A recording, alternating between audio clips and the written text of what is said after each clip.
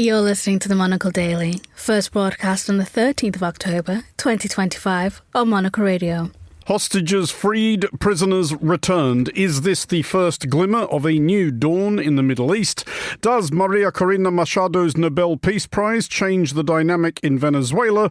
And a way to make it even harder to stay awake at the opera. I'm Andrew Muller. The Monocle Daily starts now.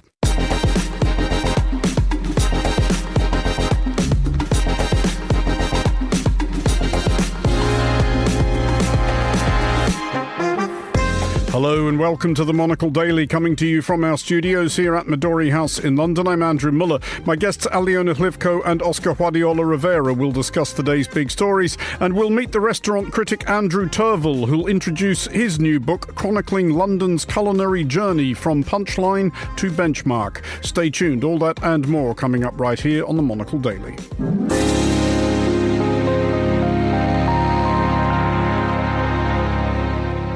This is the Monocle Daily, and I'm Andrew Muller, and I am joined today by Aliona Hlivko, founder and CEO at St James Foreign Policy Group and a member of the Advisory Council at the Coalition for Global Prosperity, and Oscar Guardiola Rivera, Professor in International Law and International Affairs at Birkbeck College. Hello to you both. Glad to have you both here because you are on that very short list of regular daily guests, both of you, and I mean no disrespect to the others who make me wish we did actually do video as well as audio, because you are two of the only guests we have who ever turn up wearing anything remotely resembling traditional costume. Aliona, you, of course, on Vyshyvanka Day. And Oscar, when like every day is just, what are you wearing, Oscar?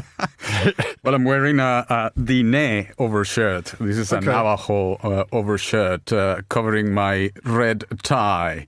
This is my lame attempt at, coming up as respectable while talking about you-know-who. Mm-hmm. Well, we will be talking about you-know-who shortly. It is a splendid outfit. Where did you acquire it from? This one I got in Arizona, in Tempe. In fact, outside of Tempe, there is a Diné reservation there. Okay. If I'm ever in Tempe, I will look in on it. Aliona, no Vyshyvanka today, but you have recently been back to where they wear them, i.e. Ukraine. Yes, indeed. And in fact, I have many in my closet, so I'll make sure to wear mine next time, because honestly, this shirt instills so much joy into me on this grey, rainy day in London. But yes, indeed, I've just returned from Ukraine, 2 trips, in fact, back to back, with a short break in Poland in between. One of the safest places in Europe to be at the moment. But the second trip was quite short, only 3 days, but also heartwarming because I got to see my brother, who's returned home from his leave from service on the front line in Ukraine. Which regular listeners will be aware is service he has been undertaking for a long stretch now. This must be starting, well, I say starting, long since I suspect have started to take a toll on him and his comrades. Oh, it has indeed. He's been serving since March 2022. And while in the first 2 years of service, he would get leave every 3 months because there was a chance for rotation. Now he only gets 1 break a year. So I went to see him last time in October last year, and then had a few days with him this year. And of course, they're getting extremely tired. Being a Ukrainian, I guess, and an eternal optimist that I strive to be, not always successfully, I'm still extremely grateful that he's alive and well, because I've heard in the last year of quite a lot of his comrades sadly not being able to come back home. So we're still extremely grateful, but it's getting really, really tough for the guys because the shortage of troops and the lack of rotation and just the exhaustion of the Ukrainian armed forces.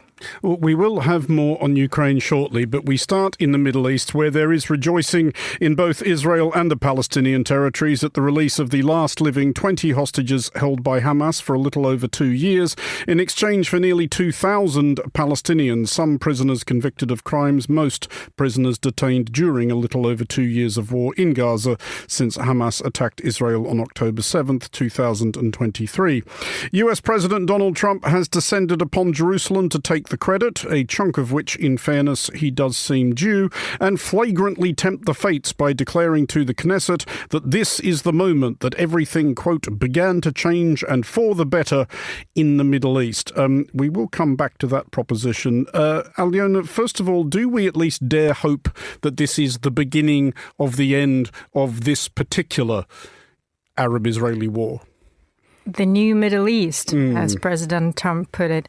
Well, look, let's hope. Certainly, if there's a ceasefire, and I can testify as someone who's got war back home, that as soon as the guns stop shooting and missiles start flying, it's always a victory and it's always a positive result. And as you've rightly said, we should give him credit for that. How long that will last, it's a completely different question.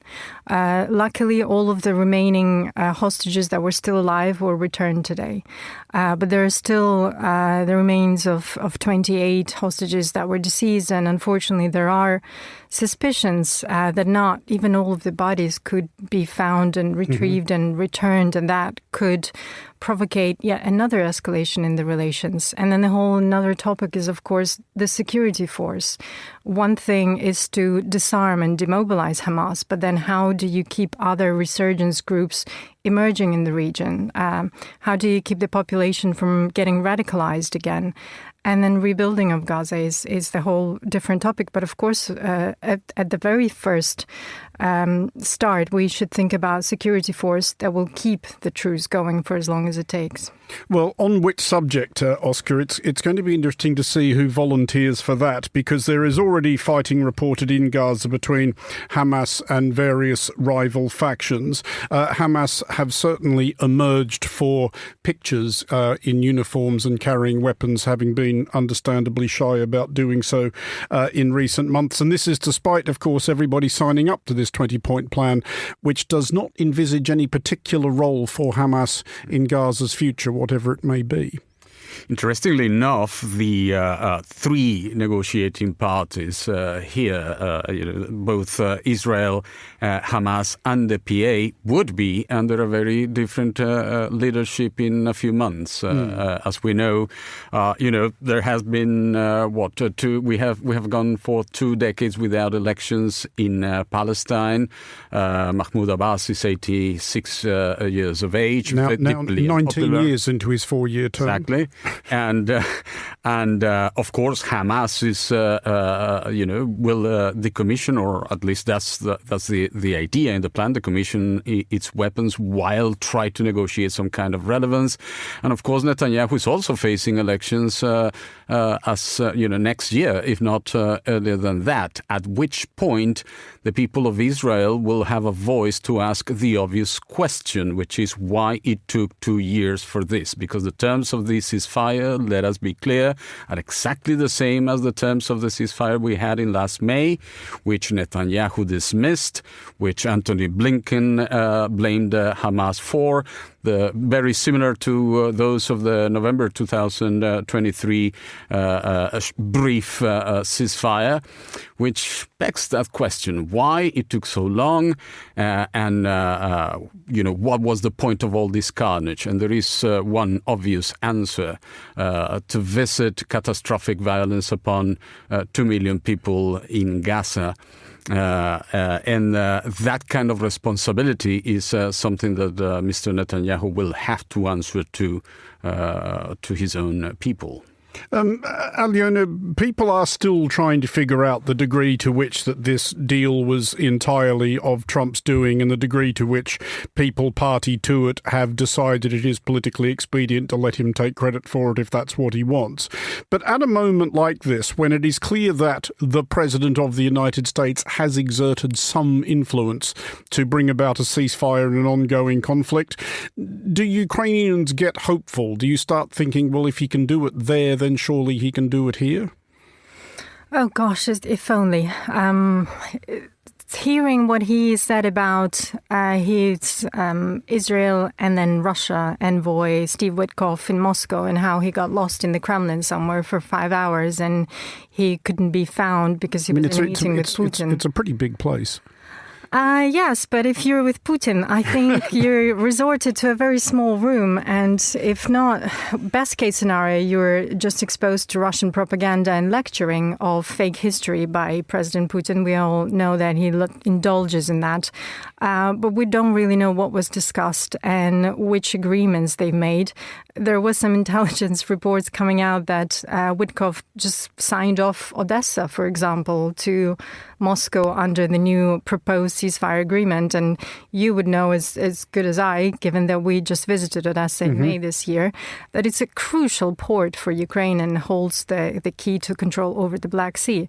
So we don't quite know what exactly is being discussed on Ukraine without Ukraine, which is troubling.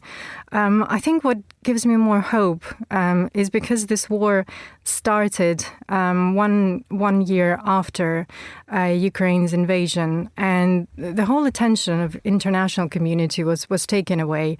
A lot of resources from the US and European allies as well were dedicated to Middle East.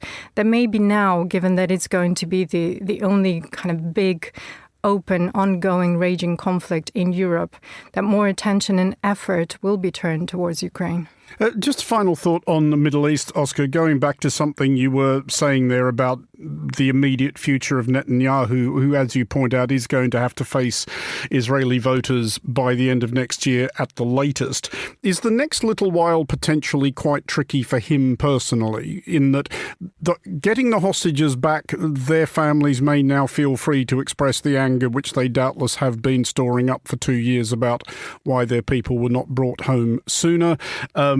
Without the war to rally his coalition behind, that may fragment. It's not going to be, this is Netanyahu we're talking about, and nobody has ever made much money by betting against him. But this is going to be tricky, isn't it? You put it very well. It's difficult to see what's in storage for Netanyahu. But one thing we saw today when we were witnessing those images, all the clapping and the credit was going for Mr. Trump. Every time the camera zeroed on Netanyahu, silence, boos. It's palpable that people do hold him responsible, and for good reason. Obviously, that's one thing. His future is in the balance. The future of Gaza is still in the balance. This ceasefire, neither the ceasefire nor the peace process guarantees self-determination for Gaza, an end to the siege. All those points are really what remains ahead, and those are crucial questions for Ukraine, because if the prize for peace is to concede on your right to self-determination, well, very difficult to see a lasting peace with that kind of injustice. Well, to Cuba now, the foreign ministry of which has been impelled to great heights of indignant harumph by reports that thousands of Cuban citizens have taken the Russian ruble and are helping to fill the depleted ranks now waging Russia's 3.5-year, 72-hour lightning conquest of Ukraine. Ukrainian and US intelligence had suggested that at least a brigade's worth of Cubans had been lured by wagers which, while objectively unspectacular, especially given the risks, are many multiples of what they could make at home. Cuba said that if any Cubans were serving beneath the Russian banner, it is, quote, irrefutable that none of them have the encouragement, commitment or consent of the Cuban state. Alyona, in Ukraine, especially in your recent visits, is there much talk or much actual solid information about the foreigners who may or may not be fighting with Russia? There has been quite a lot of reporting on the foreigners fighting on Russia's side. Of course, we all know of the North Korean troops, which are the majority on the front line. And it was extraordinary to see over the summer that even in North Korea, Kim Jong-un has officially recognized that North Korean troops were fighting in Ukraine, that they got killed. There was a big weeping session quite publicly that North Koreans are accustomed to, I suppose. And then Cubans were reported to be fighting on Russian side since 2023. And they were detected in airborne divisions as well as Wagner Group, which is notoriously known for paying even more than official Russian army, and some Nepalese soldiers. So yes, it's been unfortunately a well-known fact that there's quite a lot of foreigners, unfortunately from countries that are not very well off, that go to Russia, to seek some employment, if we can call it that, but also I think that are coerced into it by the new forming global coalitions. And I think we should pay a really close attention to that.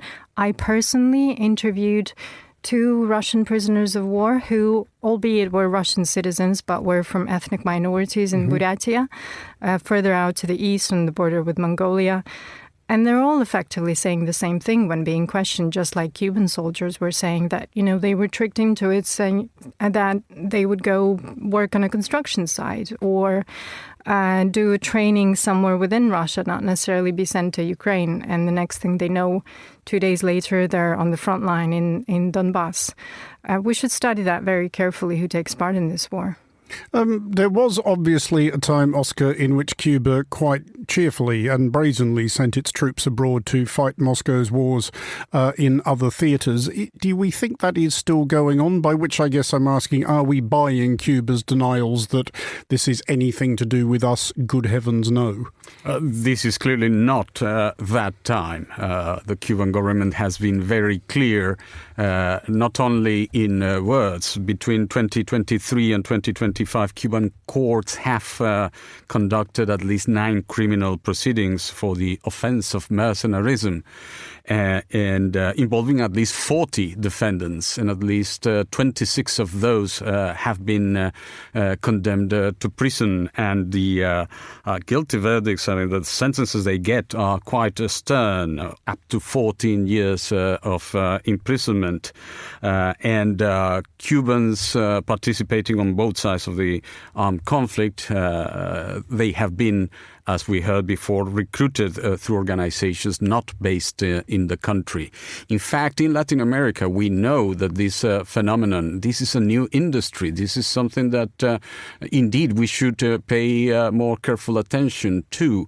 It is known in Colombia, for instance, that there may be more Colombian mercenaries than Cubans fighting in Ukraine. We know there were Colombian mercenaries in the Emirates. We know they are fighting in Sudan.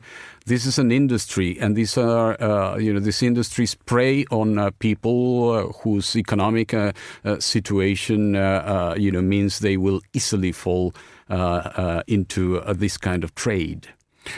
On that subject, though, Aliona, because obviously there are foreign volunteers fighting with Ukraine's armed forces as well, a couple of whom we met in Odessa, in fact, during that trip.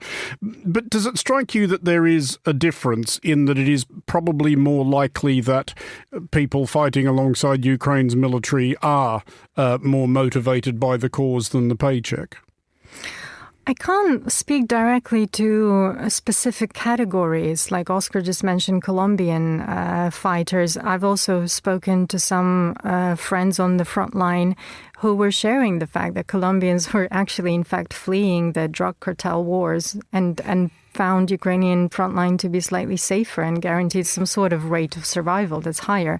What we must look at is, of course, those fighters, whoever hopefully survives, because every life matters, go back to Colombia and train drug cartels to operate drones, for example, or implement defense AI into drug operation. So we're seeing enormous proliferation of drone warfare and application of this new technology in all areas of our lives. So again, that's something to watch very carefully. But in terms of your initial question, I think there is still a difference whether you're going to fight just for money, just for a paycheck, because as far as I know, Russia still pays way more than Ukraine is able to. And when you go to invade another country and plunder civilians and rape children, whereas when you go to the other side to fight for the nation that is defending its territory, I think there is a difference. Well, to Venezuela now, home of possibly the only person on earth more vexed than Donald Trump about the award of this year's Nobel Prize for Peace. That person being Venezuelan President Nicolas Maduro, now reckoning with the fact that his principal opponent and general nemesis, Maria Corina Machado, is now also a Nobel Peace Laureate and endowed with the profile, moral high ground and bully pulpit the gong bestows, if, as has proved the case before, temporarily. Maduro's congratulations congratulations to his fellow citizen on receipt of this tremendous honour have fallen short of the fulsome. He denounced her as a demonic witch. Oscar, is that perhaps a bit harsh when your fellow citizens won the Nobel Peace Prize? That would be harsh on anyone. The point, though, is how controversial that Nobel Prize has been in Latin America and how useful it can be in terms of actually doing what it is supposed to be doing. That is to say, to guarantee a peaceful transition into democracy in Venezuela. Because as many observers in Latin America have pointed out, the fact that the first thing Maria Corina Machado did was not to dedicate the prize to the Venezuelan people, but to Donald Trump. She said, I accepted this prize in your name, actually boosts the case that Maduro tends to make within Venezuela, that his opponents are in cahoots with a Trump administration that right now is killing Venezuelans extrajudicially in the Caribbean Sea and amassing forces, threatening forces. That does not go down well. And you and I have had this conversation about her role within Venezuela in particular. I mean, it was quite stunning. I mean, I heard the Swedish Academy giving us 3 criteria for the award. The first one was, well, she unites the opposition. Quite the opposite. She has divided the opposition.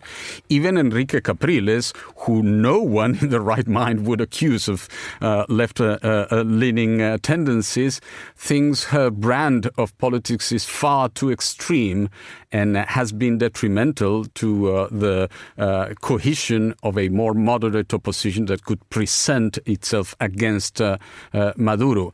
And as to peaceful transition, well, just this weekend, the letter that she wrote to then Argentinian President Macri and to Benjamin Netanyahu in 2018, asking for military support for an invasion in Venezuela, well, that's the kind of thing that would not go down very well within the country.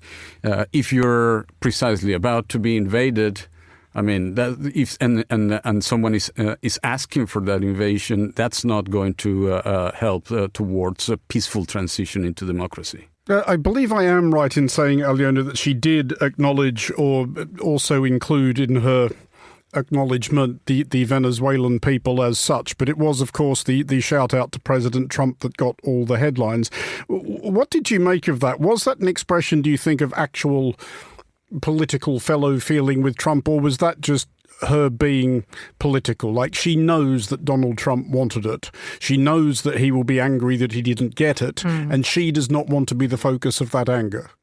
Well, that's the thing. Given the fact that she was quite close to the right-leaning parties across the globe, as Oscar's just mentioned, and specifically Donald Trump, one could argue that she got herself, or the Nobel Peace Prize Committee got her into trouble with this, because I'm sure that it was the most coveted prize for President Trump, and he certainly doesn't like when he doesn't get what he wants. So on one hand, yes, that was a very political statement to appease Trump, to make herself into that iconic figure who could accept the Nobel Peace Prize on behalf of her people, because otherwise, without the people, without the cause that you're getting the award for, it's not really worth much. So I think it was a very smart political statement. But whether it will actually contribute to change in the country, I'm not sure. I found that choice of Nobel Peace Prize at this time, when we have several wars raging across the globe, quite interesting and peculiar, especially as, again, American troops and naval vessels have been kind of circling around Venezuela in the recent few weeks. Not much noticed in that area, but still there is some escalation. So maybe it's a way to support the nation in this time. But overall, let's just hope that there will one day be a democracy and peace in the country. Just finally and quickly on this one, Oscar, does it, without making any judgment of whether she would be any better a president than Nicolas Maduro, does it strengthen her position, or does it at least make her safer? Is she less vulnerable now that she has a substantially larger global profile than she did a week ago? That's the best we can hope for. It is the possibility that the prize protects leaders like her, people like her, and that she will choose to become a rallying point for unity. That's the dilemma she's facing now, whether to choose for the kinds of calls for military invasion that we have heard from her before, or rather change tack and try and use the prestige that comes with this prize to rally a fully democratic opposition. Well, to Italy now, and to what seems like one of those ideas that nobody would have bothered to have before there was social media on which to show off about it. It says here that Aqua Gardens, a thermal bath arrangement in the vicinity of Verona, is hosting performances of dancers who cavort in elaborate-looking costumes which cannot be comfortable in those conditions to the strains of Bizet's Carmen for an audience of towel-draped patrons. Aqua Gardens claims, quote, heat opens you up to emotion, so sauna and opera are the perfect combination. Counterpoint, no, they're not. Also, points deducted for using Carmen when Puccini's Turand Hot was right there, so was Verdi's Hotello, or Prokofiev's Warp and Peace, or Wagner's Master Singers of Nuremberg, and depending on what kind of sauna we're talking about, Orgy and Bess. Come on, I worked on those all afternoon. You did. And yet, Aliona, I went to Covent Garden wearing nothing but a towel and they called the police. It's one law. It's one law for Italians, one law for... Are you tempted by this idea at all? I think, Andrew, you're meant to go to the sauna wearing a towel, not Covent Garden, just to walk around. Well, I know that now. That may be a crucial detail that you missed. I know that now. Would you be tempted by this? I would be so up for it. Really? As a lover of saunas, I would take any sauna any day, especially when it gets dark and gloomy and cold. If there is an opera in there, I mean, I'm not sure about Wagner or the War and Peace, but nonetheless, I would welcome any opportunity. I'm a regular sauna goer. Mm-hmm. But is the opera any added enticement? Well, see, I'm not sure about that, because just recently I've also seen another invention in Copenhagen, if I'm not mistaken, of having a DJ inside of a sauna. So then you get some serious techno beats in there.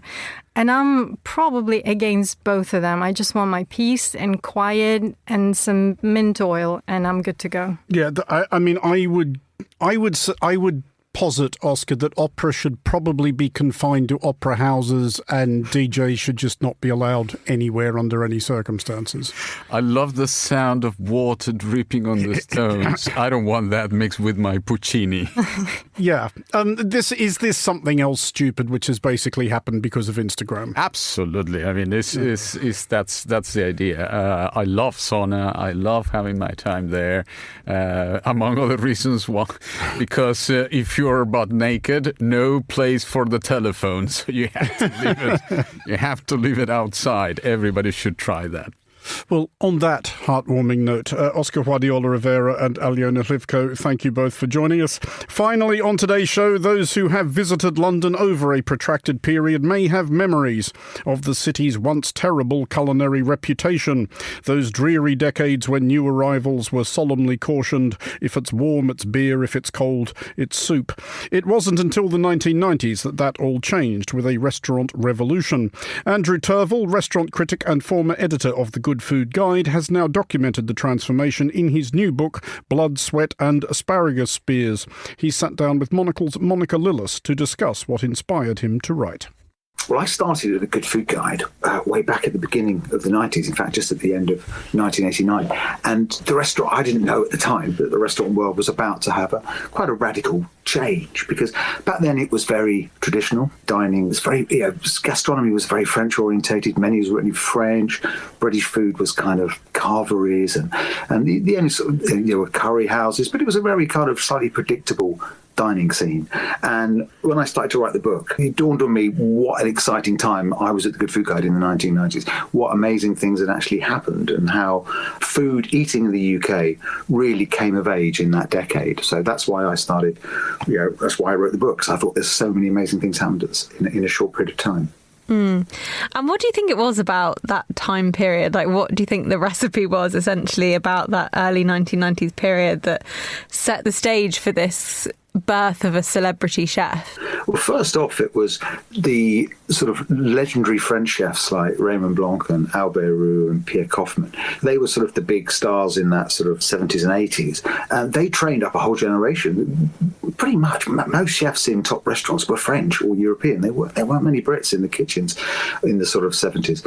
So these guys trained up a whole new generation of British and Irish chefs who were really interested, inspired by their brand of French cooking, but then took it, once they got older and they went out on their own, they sort of took it forward. They really got into the kind of the produce on these shores, really started to sort of experiment away from some of the traditional French recipes. So people like Marco Pierre White, very much steeped in French classical cooking, but when he appeared on the scene, he was such a radical departure in his style and his energy.